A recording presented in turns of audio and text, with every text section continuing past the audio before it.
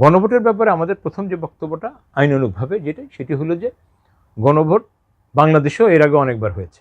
So সংবিধান স্বীকৃত একটি পন্থা, নাম্বার 1। নাম্বার 2 হচ্ছে গণভোট যেটা হয়েছে সেটা হলো সবার কনসেনসাসের ভিত্তিতে হয়েছে, সম্মতির ভিত্তিতে হয়েছে। একটি প্রজ্ঞাপনের আপনি গণভোটের অংশটা মানছেন না, পার্লামেন্ট নির্বাচনটাকে মেনে নিচ্ছেন, এই দুটো একসাথে হয় না। এবং যদি গণভোট শেষ পর্যন্ত যদি আইনি রূপ না পায় তাহলে এই সংসদের বৈধতা নিয়ে প্রশ্ন উঠবে।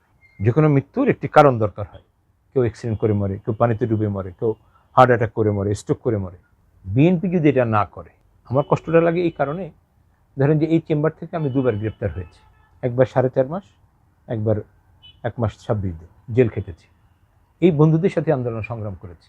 সুপ্রিম কোর্টের গেট থেকে গ্রেপ্তার হয়েছে, আমার সাথে বিএনপির 2জন শীর্ষ নেতা ছিলেন। আমরা 3জন বের হয়ে যাচ্ছি, আলাদা আলাদা করে 3জনকে গ্রেপ্তার করে শাহবাগ থানায় নিয়ে গেছে।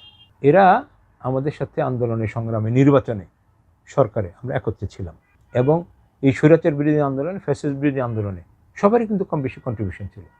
এখানে আপনি কাউকে বড়, কাউকে ছোট করার কোনো সুযোগ নেই। এই জুলাইয়ের আন্দোলনে, অগাস্টের আন্দোলনে, এই বিজয়ে সবার কিন্তু ভূমিকা ছিল। আজকে বিএনপি বলেন, জামাত বলেন, অন্য সকল দলের আন্দোলনে কম বেশি ভূমিকা ছিল। সকল দলের কম বেশি স্যাক্রিফাইস আছে, কন্ট্রিবিউশন আছে। সেই একটি দল যখন বিপদগামী হয়, নিজেকে ক্ষমতায় টিকে রাখার জন্য ফ্যাসিস্টের সাথে কোনো কমিটমেন্ট বা অন্য কোনো কারণে, এটা তার মৃত্যুর কারণ হতে পারে। যেহেতু সে আমাদের ভাই ছিল, আমাদের বন্ধু ছিল, আমাদের জোটের শরিক ছিল, সরকারের শরিক ছিল, এই কষ্টটা এই জন্য আমাদের।